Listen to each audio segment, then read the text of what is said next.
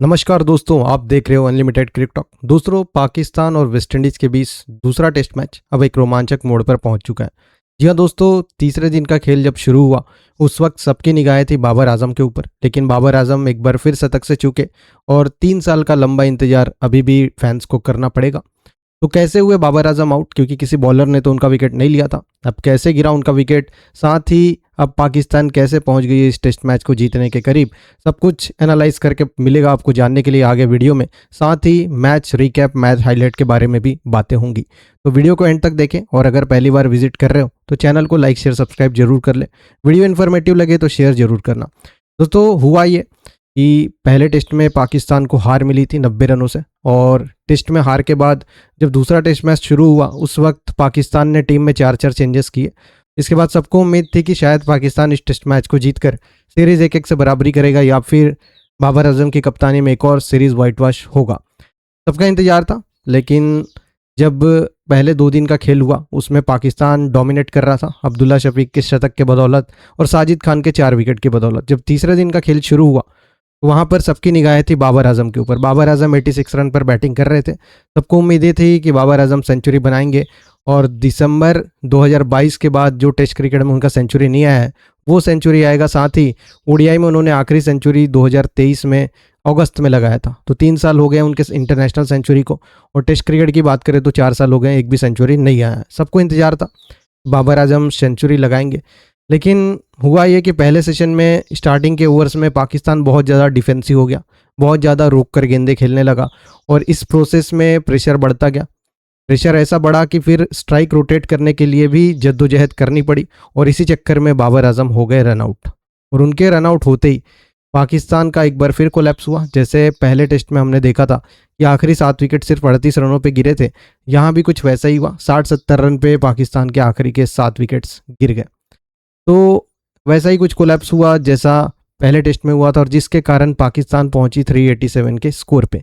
अब ये स्कोर ऐसे देखोगे आप तो कंडीशन और पिच के हिसाब से बहुत अच्छा था। अच्छा इसलिए कह रहा हूँ क्योंकि इस पिच पर 300-350 बनाना बहुत टफ है। बहुत ज़्यादा परचेज मिल रहा है स्पिनर को, और मैंने पहले ही कहा था कि चौथे और 5वें दिन और ज़्यादा परचेज मिलता है। तो तीसरे दिन ही इतना ज़्यादा टर्निंग हो रहा था पिच से कि 6 विकेट जैमिल वॉरिगन को मिला और पाकिस्तान 387 पे ऑल आउट हो गई। पाकिस्तान की तरफ से अब्दुल्ला शफीक नॉट आउट रहे 160 रन पे, बाबर आजम के 88 रन आए, और एंड के ओवरों में साजिद खान ने 30 रनों की इनिंग खेली। इसके अलावा किसी से कोई मेजर कंट्रीब्यूशन लोअर ऑर्डर में नहीं आया, और यही कारण था कि पाकिस्तान ऑल आउट हो गई और पाकिस्तान को लीड मिला। लीड बहुत ज़्यादा नहीं था, सिर्फ 43 रन्स का था, लेकिन लीड मिला। अब इन 43 रनों के लीड के बदौलत सेकेंड इनिंग में वेस्टइंडीज़ पर प्रेशर पड़ा। वेस्टइंडीज़ जब बैटिंग करने आई सेकेंड इनिंग में तो वेस्टइंडीज़ की शुरुआत भी खराब रही, क्योंकि ब्रेंडन किंग चोट की वजह से बैटिंग करने नहीं आए, और उनके बैटिंग ना करने आने के कारण शुरुआत में ही साजिद खान ने कमाल मचाया, धमाल मचाया, और लगातार विकेट्स लेते गए। और मौजूदा स्थिति में वेस्टइंडीज़ की टीम 103 रन पर पहुंची है 6 विकेट के नुकसान पर, जिसमें 4 विकेट साजिद खान के, 2 विकेट अली उस्मान के।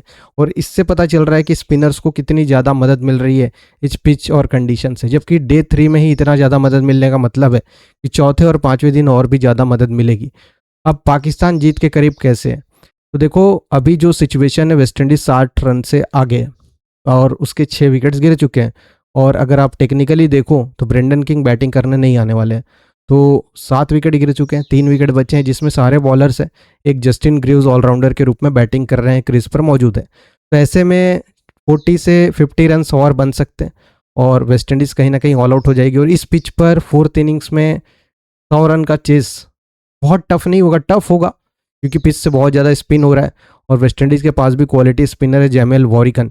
उन्होंने पहले इनिंग्स में 6 विकेट निकाले। तो कहीं ना कहीं पिच टफ होगा, और 100 के ऊपर का टारगेट चेस करना भी टफ होगा। मगर 150 के ऊपर रहता तो शायद बहुत ज़्यादा टफ हो जाता, और अगर 100 के आसपास रह गया तो टफ होगा, बट चेस हो जाएगा। तो इसी वजह से पाकिस्तान जीत के करीब। अब पाकिस्तान चाहेगा कि बचे हुए 4 विकेट्स को जल्दी से जल्दी निकाल कर और टारगेट को चेस कर ले। लेकिन मैं आपको बता देना चाहता हूँ, कंडीशन और पिच ऐसी हो चुकी है कि स्पिनर्स को बहुत ज़्यादा मदद मिल रही है। रन्स बनाना काफ़ी ज़्यादा टफ और मुश्किल हो चुका है। ऐसे में अगर पाकिस्तान कंसीड कर गया 150 के ऊपर का लीड, तो पाकिस्तान भी मुश्किल में फंस सकता है। लेकिन फिलहाल जो सिचुएशन और मैच अवेयरनेस देख के लग रहा है कि पाकिस्तान जीत के काफ़ी करीब है, और सिर्फ उसको वेस्टइंडीज़ को जल्द से जल्द ऑल आउट करना है। जैसे ही वेस्टइंडीज़ ऑल आउट होती है, पाकिस्तान इजीली चेस कर जाएगा। बाबर आजम की बात करते हैं। थोड़ा सा बाबर आजम की बात करना ज़रूरी है क्योंकि 2023 के बाद से बाबर आजम का सेंचुरी का इंतज़ार हो रहा है। ओडीआई में उन्होंने नेपाल के खिलाफ 151 रनों की इनिंग खेली थी एशिया कप में। उसके बाद से उनकी बैट से सेंचुरी नहीं आया है।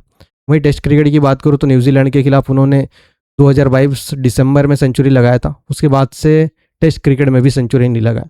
तो 3 साल ओवरऑल देखोगे तो इंटरनेशनल क्रिकेट में सेंचुरी नहीं आया। 4 साल देखोगे तो टेस्ट क्रिकेट में सेंचुरी को आए हुए हो गए। ऐसे में सबकी निगाहें थी कल बाबर आजम के ऊपर, लेकिन बाबर आजम का रन आउट होना एक अनलकी फैक्टर आप कह सकते हो, क्योंकि अगर खुद आउट होते तो समझ में आता, लेकिन रन आउट हो गए इसका मतलब है कि डेस्टिनेशन उनका कुछ और है गॉड की तरफ से और अभी समय लगेगा उनको सेंचुरी बनाने में। तो ये पूरा डे 3 का हाईलाइट्स था, अपडेट था।